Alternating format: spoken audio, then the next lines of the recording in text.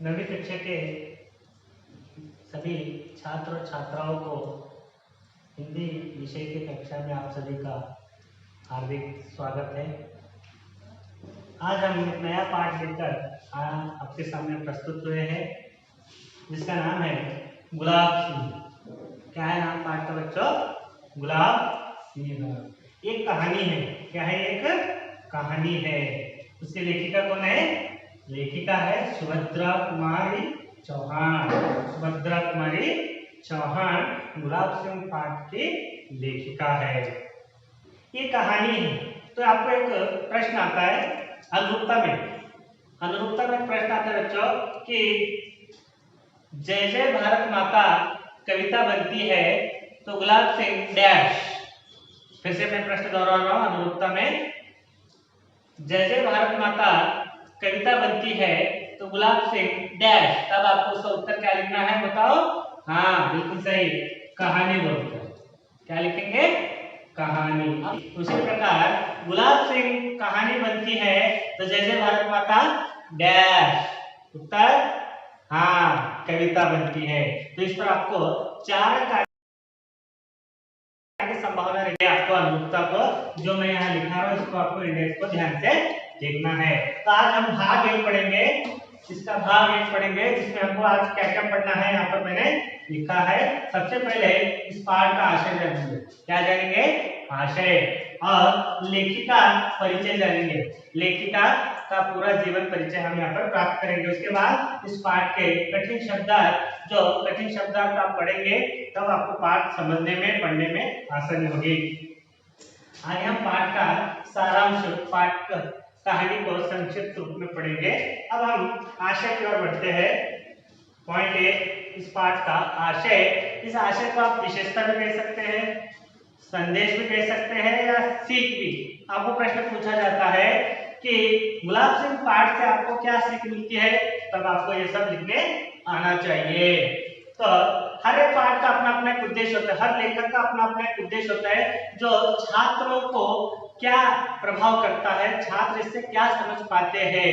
तो इस पाठ में हर एक पाठ आपके लिए महत्वपूर्ण उद्देश्य रखता है। तो ये भी गुलाब सिंह पाठ जो लेखिका सुभद्रा कुमारी चौहान से रचित पाठ में आपको क्या संदेश देता है या क्या सीख मिलती है, यहाँ जानेंगे। गुलाब सिंह एक देशभक्ति की कहानी है। गुलाब सिंह पाठ में जो कहानी है एक देशभक्ति पर आधारित है। देशभक्ति पर आधारित है। उसे देशभक्ति की प्रेरणा हमें जागृत करता है।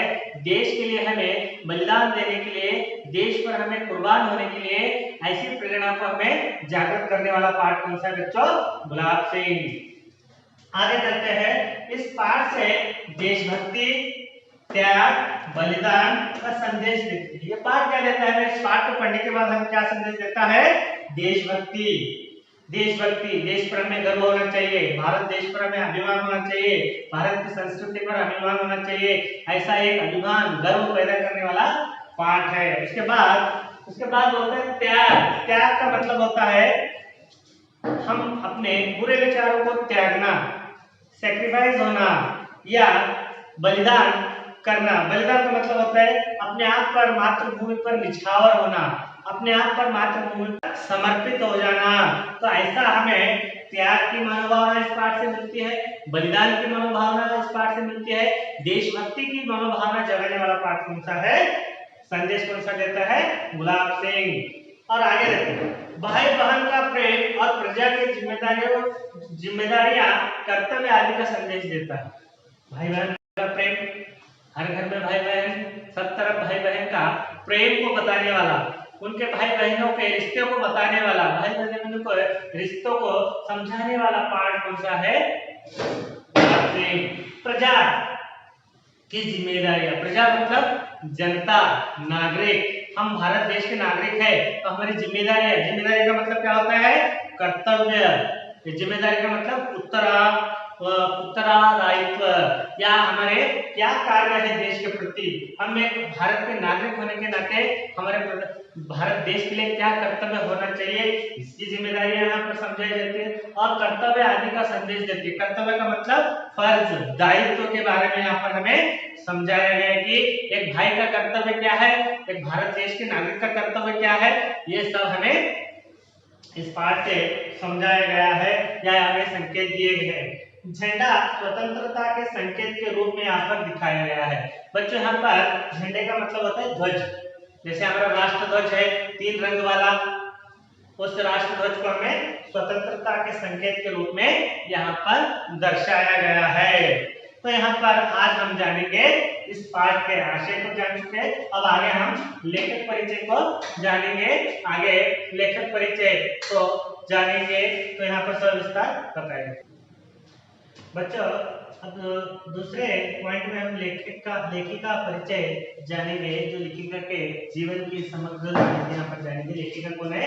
सुभद्रा कुमारी चौहान। कौन सा पाठ लिख चुके हो? गुलाब सिंह, जो आपके लिए एक देशभक्ति कहानी प्रस्तुत कर रही है, उनका संक्षिप्त परिचय यहाँ पर देखेंगे।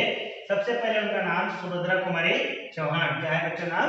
सुभद्रा कुमारी चौहान। उनका काल यानी टोटल उनका जीवन की अवधि का समय क्या है बच्चों?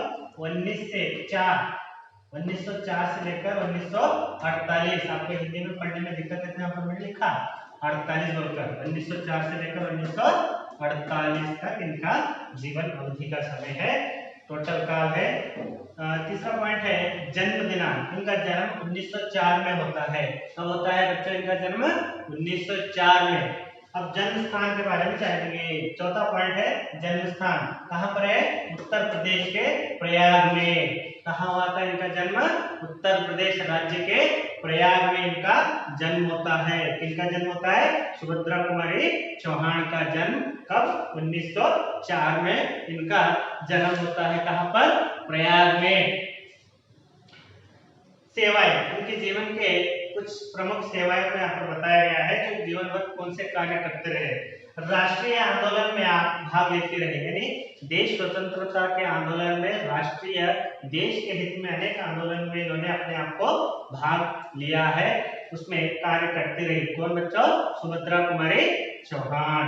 आगे सेवाओं में ही आप कई बार जेल में गई, यानी इनको अंग्रेजों के समय में इनको कई बार देश आंदोलन के विरोध में इनको जेल में भी जाना पड़ा था। इनको सुभद्रा कुमारी चौहान को जीवन के अंत तक देश की सेवा करते रहे। जब तक इनके शरीर में प्राण थे तब तक उस देश के सेवा के लिए अपने जीवन को निछावर करते रहे, देश के निछावर करते रहे। इनके प्रमुख रचनाएं आगे देखेंगे। लेखिका परिचय में हम आगे छठे पॉइंट पर देखेंगे इनके प्रमुख रचनाएं। अब इनके प्रमुख रचनाएं कौन कौन से हैं इनके ऊपर ध्यान देते हैं। इनकी प्रमुख रचनाओं में झांसी की रानी इनकी प्रसिद्ध कविता है। सभी इनके प्रसिद्ध कविताओं में कौन सी कहानी इनकी प्रसिद्ध है? झांसी की रानी इनकी प्रसिद्ध कविता है। आपको प्रश्न पूछ सकता है सुभद्रा कुमारी चौहान जी की प्रसिद्ध कविता कौन सी है? झांसी की रानी। कविता, इनके सभी कविता त्रिधारा व मुकुल नाम से प्रकाशित होती है। किस नाम से प्रकाशित होती है? त्रिधारा व मुकुल नामक कविता से इनके कविता क्या होते हैं? प्रकाशित होते रहते हैं। कहानी संग्रह, इनके प्रमुख कहानी संग्रह बिखरे मोती तथा उन्मादिनी। बिखरे मोती तथा उन्मादिनी इनकी प्रमुख क्या है? कहानी संग्रह है।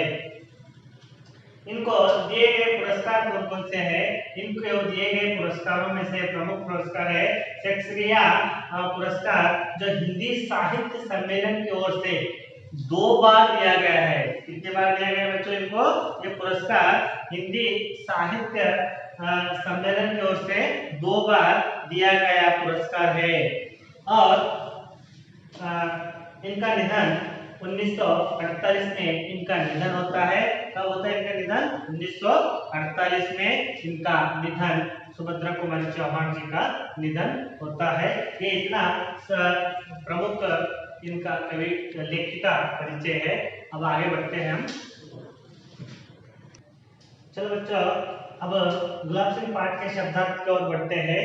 शब्दार्थ, कठिन शब्दार्थ आप समझ लेंगे तो आपको पाठ समझने में आसानी होगी। छाप, छाप का मतलब असर या प्रभाव। छाप का मतलब क्या होता है? असर या प्रभाव होता है। दुलार, दुलार का मतलब बच्चों लाडला, प्यारा, प्यारा सा। अब घर में बच्चे रहते ना, उसको लाड ज्यादा करते, इसको प्यार ज्यादा करते, बोलते हैं ना, उस प्रकार दुलारा यानी सबसे लाडला। बुखार यानी ज्वर, ताप आना, बुखार यानी ज्वर। जुलूस यानी जन यात्रा। जुलूस का मतलब सब लोग समाहित होकर उसमें शामिल होकर एक यात्रा निकलती है ना, उसे जुलूस या जन यात्रा कहा जाता है। तस्वीर, तस्वीर का मतलब होता है चित्र या फोटो। तस्वीर का मतलब चित्र या फोटो होता है। बादशाह, बादशाह, बादशाह किसे कहते हैं? राजा को। हाँ, बादशाह किसे कहते हैं? राजा, या उसे आप अंग्रेजी में किंग भी कह सकते हैं। हुक्म, हुक्म का मतलब आदेश, आज्ञा या ऑर्डर भी आप कह सकते हैं। रोली, रोली का मतलब तिलक लगाने की लाल बुकनी। कुमकुम रहता है ना, उसे रोली कहा जाता है। रोली का मतलब कुमकुम, तिलक लगाने की लाल बुकनी या चूर्ण का मतलब होता है पाउडर, तिलक लगाने की बुकनी। आभा मंडल, ये आपको शब्द नया है, समझ नहीं आता। आभा मंडल, कांति का घेरा। मैं अभी समझाता आपको। जब आप पूजा करते हैं तो कोई दिया जलाते हैं, उस दिए की रोशनी में प्रकाशमान होता है ना, ये अभी घर में दिया जलाया आपने तो उसका जो प्रकाश सारे घर में फैलता है ना, इसे क्या कहते हैं? हम आभा मंडल कहते हैं। तो समझ में आया बच्चों? आभा मंडल यानी कांति का घेरा। जब दीप जलाते हैं अंधेरे में, जलाने के बाद उसका प्रकाश चारों ओर फैलता है ना, फैलने के बाद एक घेरा सा बन जाता है ऐसा, तो उसे क्या कहते हैं? हम कांति का घेरा। बलैया लेना, किसी के कल्याण की कामना करना। बुजुर्ग लोग होते हैं, जब हम उनके पैर पड़ते हैं तो हमें आशीर्वाद के रूप में बलैया लेना बोलते हैं, आशीर्वाद देना, उनका आशीर्वाद देने को क्या कहते हैं बच्चों? बलैया लेना। मैं समझता हूँ कि आपको शब्दार्थ समझ में आए। अब आगे हम पाठ की ओर बढ़ते हैं। पाठ 2, गुलाब सिंह। सभी अपने अपने किताब निकालिए, पेज नंबर 9 पर मैं आपको पाठ पढ़ाने जा रहा हूँ, तो किताब में देखिए, उसके साथ साथ आपको ये पाठ समझ में आएगा। तो पाठ कौन सा है? पाठ 2। पाठ का नाम गुलाब सिंह। क्या है ये? कहानी है। तो इसे लिखने वाली लेखिका कौन है? सुभद्रा कुमारी चौहान। चलो बच्चों, अब हम पाठ की ओर बढ़ेंगे। पाठ की कहानी को हम सविस्तार जानेंगे। रेडी? चलिए देखिए किताब में।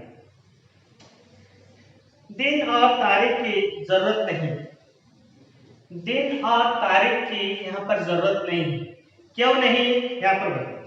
जब हम अमर अंत की कहानी कहने वाले हैं, तब एक दिन और एक तारीख को पकड़कर क्यों चले? यहाँ पर लेखिका लिख रही है, मुझे दिन और तारीख की जरूरत नहीं है। दिन यानी आज कौन सा दिन है? सोमवार, मंगलवार, जो भी दिन है। तारीख यानी दिनांक, आज कौन सा दिनांक है? 12, जो भी दिनांक हो। दिन और तारीख की जरूरत नहीं है। इसलिए कह रही है, जब हम अमर अंत की कहानी कहने वाले हैं, तब एक दिन और एक तारीख को पकड़कर क्यों चले? कोई बता सकता है बच्चों, अमर किसे कहते हैं? अमर किसे कहते हैं, बता सकते हैं?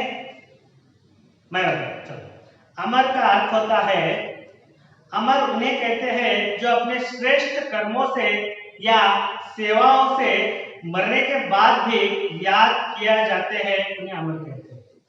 कोई महान व्यक्ति अपने श्रेष्ठ कर्मों से, कार्यों से, सेवाओं से इस दुनिया से चला जाने के बाद भी, इस दुनिया से मरने के बाद भी हम उनके सेवाओं को याद करते हैं, उन्हें अमर कहते हैं। जैसे कोई देशभक्त देश की आजादी के लिए लड़कर अमर होता है, शहीद होता है, ऐसे व्यक्ति को हम मरने के बाद हजारों साल में उनको हम याद करते हैं कि वो हमारे देश को आजाद करने में अपने जीवन को समर्पित किया, बलिदान किया, त्याग किया। ऐसे अमर व्यक्तियों को हम हमेशा याद करते हैं।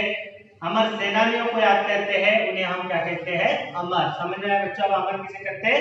मरने के बाद भी उनकी सेवाओं के लिए, उनके श्रेष्ठ कर्मों के लिए हम जिन्हें याद करते हैं वो अमर व्यक्ति कहलाते हैं। तो यहाँ पर लेखिका कह रही है अगर हमें अमर व्यक्तियों की कहानी सुनना है तो वो अमर है, कभी वो चिरंजीवी है, अजर अमर है, तो उनकी कहानी सुनने के लिए हम दिन तारीख क्यों इंतजार करें? दिन तारीख की हमें कोई जरूरत नहीं है बोलकर यहाँ पर पहले पंक्ति में, पहले एक लाइन में, प्यारा में यहाँ पर लेखिका आपको समझा रही है।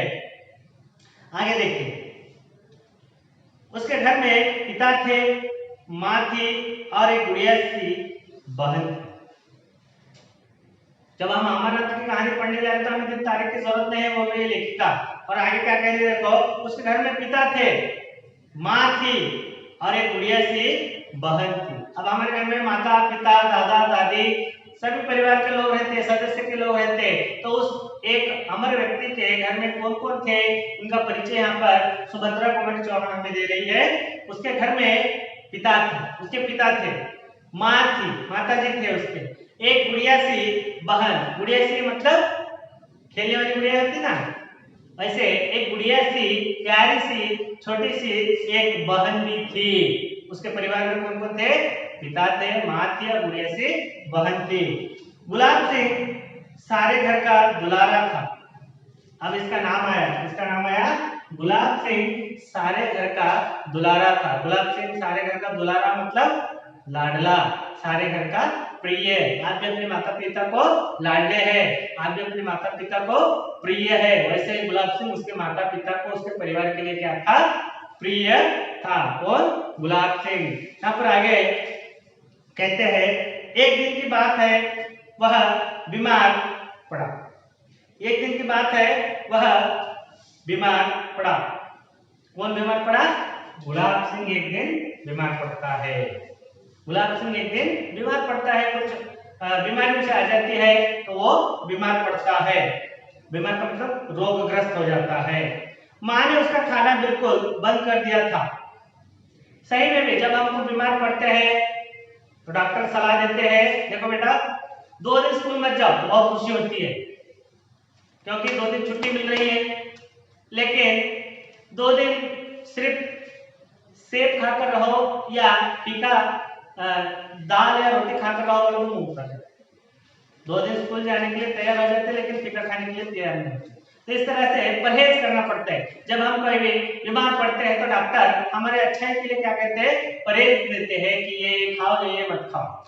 वो डॉक्टर कहता है कि आपको बुखार है चलो भाई सब खा लो, नहीं, परहेज करते। तो ऐसे उसकी माँ ने एक दिन गुलाब सिंह बीमार पड़ता है तो उसकी माँ ने उसका खाना बिल्कुल बंद कर देती है, इसलिए कि उसकी बीमारी और ज्यादा ना पड़े। एक दिन की बात है वह बीमार पड़ा, माँ ने उसका खाना बिल्कुल बंद कर दिया था, पर उसका बार बार कुछ खाने को मांगना छोटी बहन से रहा न गया। वो बीमार पड़ गया, बीमारी में बार बार हम माँ को कुछ ना कुछ मांग रहे। अब बीमार पड़ने के बाद इंसान सिंपल सा खाना देने के बाद साधारण सा खाना देने, चटपटा खाने को मन करता है। तब उसका भी मन कुछ खाने को मन कर रहा है। किसका मन खाने को मन कर रहा है? गुलाब सिंह का बिस्तर पर पड़कर कुछ खाने का मन कर रहा है, बीमार है लेकिन उसको माँ ने उसे खाना बिल्कुल बंद कर दिया था। उसका कुछ खाने का मन करते हुए वो माँ से मांग रहे, माँ मुझे ये दो खाने को, माँ मुझे वो दो खाने को, माँ मुझे ये दो खाने को बोलने के बाद माँ बिल्कुल खाना देना बंद करती है। ये जब कहता रहता है गुलाब सिंह तो उसकी छोटी सी गुड़िया सी बहन रहती ना, उसको ये देखा नहीं जाता। उसको क्या समझ, छोटी सी बच्ची है, उसको कुछ मालूम है कि मेरा भाई बीमार पड़ा है, माँ उसकी अच्छाई के लिए खाना बंद कर दी है, ये सब उसको कुछ भी समझ में नहीं आ रहा था। लेकिन एक बात उसको समझ में आई थी, मेरा भैया कुछ ना कुछ खाने को मांग रहा है लेकिन माँ देने को तैयार नहीं है। भैया मांग रहा है कुछ खाने को दो, लेकिन वो माँ उसे देने से इनकार कर रही है। ये बात उसको समझ में आ रही है, लेकिन वो बीमार पड़ा है, उसकी अच्छाई के लिए माँ ने खाना बंद किया है, ये समझ में नहीं आया। छोटे बच्चों को समझ में नहीं आता। तो यहाँ क्या होता है देखो, माँ ने उसका खाना बिल्कुल बंद कर दिया था, पर उसका बार बार कुछ खाने को मांगना छोटी बहन से रहा न गया। अब घर में भी रहते, दादा दादी रहते, भाई बहन आपसे बड़े रहते हैं तो बोलते हैं एक बच्चा कुछ खाने को मांग रहा है दो, प्यार से दो, प्यारा बच्चा है दो कुछ तो नहीं, प्यारा बच्चा लेकिन बुखार आ रहा है उसे खाने कुछ नहीं दिया जाए, डॉक्टर ने कहा है कुछ खाने मत दो, ज्यादा हो तो तुम अस्पताल ले जाना पड़ेगा, ऐसा बोलते ना, तो उनसे रहा नहीं जाता कि वो प्यारे बच्चों को आपको कुछ नहीं दिया जाए तो उनके बुजुर्गों को या भाई बहनों को रहा नहीं जाता। यही हालत गुलाब सिंह की बहन की हो रही है, माँ उसे कुछ खाने को नहीं दे रही है लेकिन ये कुछ खाना मांग रहा है, ये देखा नहीं जा रहा है किससे, गुलाब सिंह की बहन से। क्या करती देखो, वह चुपके से गुड़ और चना चुरा लाई और खिला दी अपने भैया को। चुपके से क्या करती है, गुड़ और चना लाती है, गुड़ का मतलब बेल्ला बोलते हैं, स्वीट रहता है बेल्ला, और चना यानी कड्डी, कड्डी बोलते ना, गुड़ और चना ये दोनों चुरा कर लाती है घर से, चुरा कर लाकर क्या करती है, अपने भाई को खिला देती है। उसे मालूम नहीं भाई बीमार पड़ा है, खिलाना चाहिए वो नहीं खिलाना चाहिए, परहेज करना चाहिए, कुछ मालूम नहीं, लेकिन भैया कुछ खाने को मांग रहा है तो चुपके से घर में से क्या करती है, माँ बाहर जाने के बाद गुड़ और चना लाकर अपने भाई को खिला देती है। ना समझ है बहनों, अब देखो समझदार रहे, घर में भाई बहन रहते हैं, दोनों भाई बहन समझदार रहे तो बात छूट जाती है, लेकिन ये कुछ में से मैं नहीं बताऊंगा, मुझे ज्यादा खाने को, अब समझो घर में एक 6 केले लाकर रखे रात में, तो उसने 3 इसने 3 खाए, दोनों में चुप बैठ गए थे, सुबह मां पूछती केले कहाँ गए, दोनों में उत्तर नहीं देते, क्यों, दोनों में मिली जुली है, दोनों एक है। वही अगर वो 4 खाया या 2 खाया बोले तो बोलती भैया ने 4 खाया मुझे 2 दिया, वो भांडा फूट जाता, तो दोनों भाई बहन मिलकर रहे तो कौन सा भी भांडा नहीं फूटता, तो यहाँ पर भी वो दोनों भाई बहन मिलकर थे, तो उसने चुपके से लाकर गुड़ और चना खिला दिया। तो ये आपको प्रश्न है बच्चों, बहन ने भाई को क्या खिला दिया, तब आप उसका उत्तर लिखने आना चाहिए। बहन ने भाई को चुपके से गुड़ और चना लाकर खिला देती है, आपके घर में भी ऐसा होते रहता है। उसके बाद भैया का बुखार बढ़ गया, पर वह तो खिला ही चुकी थी, सहज बात है, परहेज है, बुखार है, बीमार है तो उसे परहेज रखना चाहिए, तो चुपके से बहन ने ला कर दिया, बहन के लाने के बाद चुपके से वो खा लेता है गुड़ और चना, उसके बाद उसका बुखार बढ़ जाता है, कम होने के बजाय उसका बुखार बढ़ जाता है, पर बहन तो उसे खिलाई चुकी थी, अब उसे कुछ किया नहीं जा सकता था। अपने भाई के संतोष के लिए वह माँ बाप का गुस्सा भी सहन करने तैयार थी, सहने के लिए तैयार थी। अब भाई बहन का प्यार अटूट रहा, उसमें कोई स्वार्थ न रहा, तो दोनों भाई बहन को कुछ कहा तो भाई गुस्से को आता है, बहन को कुछ कहे भाई गुस्से को आता है, भाई को कुछ कहे तो बहन गुस्से को आते हैं, तो ये एक दूसरे के प्यार का एक संकेत है। तो वो यहीं पे वही हो रहा है, अब भाई बार बार मांग रहा है लेकिन मैं वो हिम्मत कर मां डांटती है तो डांटने दो, पिताजी डांटते हैं तो डांटने दो, लेकिन मैं आज भाई को कुछ ना कुछ खिला कर रहूंगी, वो बार बार मांग रहा है, उसे देखा नहीं जा रहा होकर चने और गुड़ चुरा कर लाके देती है, हिम्मत करती है, अगर मां डांटती है तो डांटने दो। अपने भाई के संतोष के लिए, वो किसके लिए कर रही है, अपने भाई के खुशी के लिए कर रहे, वो किसके लिए कर रही थी, अपने भाई के खुशी के लिए कर रही थी। गुड़ और चना लाकर उसे चुपचाप से खिला दिया, भाई ने भी बहन के संतोष के लिए बुखार में उस गुड़ के चने को खाकर चुपचाप दोनों उस रात को वहीं रख देते हैं, पर बुखार बढ़ जाता है, बढ़ जाने का अगर मालूम भी हो गया तो मां से डांट खाने के लिए बहन तैयारी थी, भाई के संतोष के लिए वो बहन कुछ भी करने को तैयार थी, क्रोध अगर मां गुस्सा करे तो भी वो सहने को तैयार थी, कौन, छोटी सी गुड़िया। पर भाई ने गुड़ और चने की बात किसी को न बताई, देखो भाई का प्यार कैसा है, यहाँ पर भाई ने बुखार में भी बहन की खुशी के लिए उसने गुड़ और चने खा लिए, बुखार बढ़ गया, लेकिन उन्होंने ऐसा नहीं बताया घर में माँ से पिता से, मुझे बहन ने ना बोले तो गुड़ और चना लाकर खिला दिया, अब मेरा बुखार बढ़ गया, ऐसा उसने नहीं कहा, उसने बहन के संतोष के लिए उस बात को छुपा दिया, उस बात को वहीं रख दिया कि कभी किसी को नहीं बताएगा। पर भाई ने गुड़ और चने की बात किसी को न बताई, ये समझदारी की बात है, ये क्या बताता है, भाई बहन के अटूट प्यार के रिश्ते को यहाँ पर बताया गया है कि एक दूसरे के लिए वो कितना चाहते हैं, एक दूसरे के लिए वो अपने माँ बाप के डांट के लिए भी गुस्से के लिए भी तैयार है, तो ऐसा प्यार भी आपके आपके घर में आप भाई और बहन करते होंगे। तो ये यहाँ पर सुभद्रा कुमारी चौहान के कहानियों की एक विशेषता है कि भारत की परंपरा, भारत की संस्कृति, भारत के इतिहास के बारे में बताने का काम सुभद्रा कुमारी चौहान कर रही है। भाई बहन का प्यार का एक संदेश सुभद्रा कुमारी चौहान इस गुलाब सिंह पाठ से देने की कोशिश कर रही है। तो ये अटूट प्यार यहाँ पर देखने को मिल रहा है। धीरे धीरे आगे देखो बच्चों, धीरे धीरे रोग उतर गया, पर भाई के मन पर बहन के प्रेम की छाप पड़ गई। धीरे धीरे 2-3 दिन 4 दिन में उस भाई गुलाब सिंह का बुखार कम हो गया, वो रोग से बाहर आ गया, स्वस्थ हो गया। लेकिन उसी बीच में उसके मन पर बहन के प्रेम की छाप पड़ गई, बहन के प्रेम की छाप पड़ गई कि मेरे बुखार में, माँ ने भी गलत नहीं किया। अगर बुखार आता है तो कोई भी वो गुस्सा करते हैं, लेकिन वो अच्छाई के लिए करते हैं, अच्छाई के लिए आपको परहेज करने के लिए कहते हैं। लेकिन बहन वो देखा नहीं गया, उसने गुड़ और चने ला कर दिए। तो ऐसे इस बहन के प्यार की छाप, असर, प्रभाव गुलाब सिंह के मन पर ऐसे पड़ी कि वो कभी उसे भुला ना पाया, कभी उसने उसको भुला ना पाया। आगे देखो बच्चों, ऐसे एक नहीं अनेक बातें बहन की, माँ की, पिता की उसके मन पर छाप पड़ी। अब हमारे घर में भी ऐसी बातें होते रहते हैं, झगड़ते रहते हैं, लड़ते रहते हैं, कभी प्यार करते हैं, माँ बाप से हम कभी नाराजगी जताते हैं, समझाने के बाद हम समझ जाते हैं, फिर बहन से नाराजगी होती है, समझाने के बाद समझ जाते हैं। ऐसे दादा हमारे पास ऐसे मेल जोल बढ़ता रहता है, नाराजगी जताना, खुशी दुख बनते रहता है। तो इसमें एक एक का प्रभाव पड़ता है। हमारे जीवन पर दादा दादी का प्रभाव पड़ता है, हमारे जीवन पर माता पिता का प्रभाव पड़ता है, हमारे जीवन पर हमसे बड़े भाई बहनों का प्रभाव पड़ता है। तो ये हमारे मन पर ऐसे प्रभाव पड़ते हैं, कभी इसको हम मिटा नहीं सकते, कभी इसको हम भुला नहीं सकते। उनके प्यार को, उनके लाड को, दुलार को हम कभी भी नहीं भुला सकते। ऐसी ही हालत ये गुलाब सिंह की हो रही है। क्या कह रहे हैं देखिए, ऐसे एक नहीं अनेक बातें हैं, ऐसे एक नहीं बहुत से बातें हैं। ये गुड़ चने की एक नहीं है, ऐसे बहुत से बातें हैं। किस किस के है?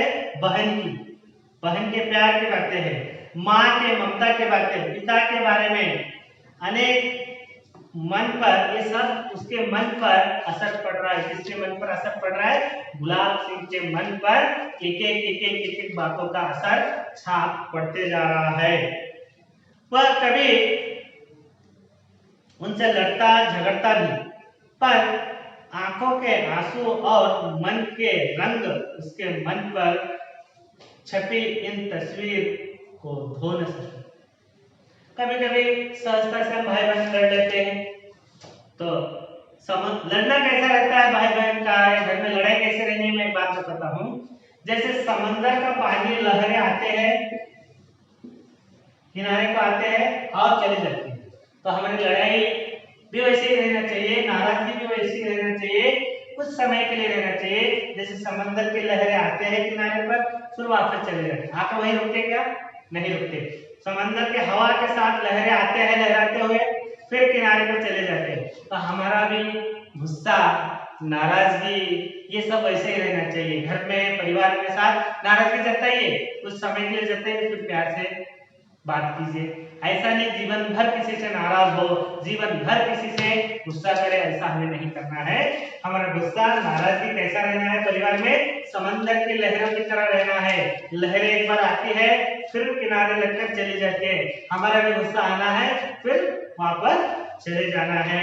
तो ऐसे ही गुलाब सिंह अपनी बहन से, माँ से, पिता से लड़ता झगड़ता, फिर उनको मना लेता, इस प्रकार से जैसे मैंने अभी बताया। वह कभी उनसे लड़ता झगड़ता भी, पर आंखों के आंसू और मन के रंग उनके मन पर छपी इन तस्वीरों को धो न सके। उनके प्यार के तस्वीरों को, उनके यादों की तस्वीरों को, ये झगड़े लड़ने के, प्यार के जो प्रसंग है, उनके तस्वीर उसके मन से, उसके आंखों के मन से निकल नहीं गई। उसके मन में वो हमेशा के लिए बस गए, वो कभी भी उससे जुदा नहीं हुए, कभी भी उसे भुला न सका। ऐसे ही अनेक बातों के बारे में, गुलाब सिंह के परिवार के बारे में यहाँ पर बताया जा रहा है। आगे देखिए बताया जा रहा है। अब आगे यहाँ पर ऐसा एक नहीं अनेक बातें हैं। बहन की, माँ की, पिता की उसके मन पर छपी थी। वह कभी उनसे लड़ता झगड़ता भी, पर आंखों के आंसू और मन के रंग उसके मन पर छपी तस्वीर को भूल न सके। तो इस प्रकार से ये हम आज गुलाब सिंह पाठ का पहले भाग में हमने क्या देखा बच्चों? सबसे पहले पाठ का आशय देखा, फिर दूसरे इसमें लेखिका का संपूर्ण परिचय देखा, फिर तीसरे इसमें पाठ के कठिन शब्द देखे। अब भाग एक में कुछ पाठ के पंक्तियों को, प्यारा को हमने समझने की कोशिश की है। आशा करता हूँ कि ये गुलाब सिंह पाठ आपको समझ में आया होगा। अगर कुछ आपको इस पर प्रश्न रहे तो मुझे बेझिझक पूछेगा, मैं उत्तर देने का प्रयत्न करूंगा। फिर अगली कक्षा में भाग 2 को पूर्ण करेंगे। धन्यवाद।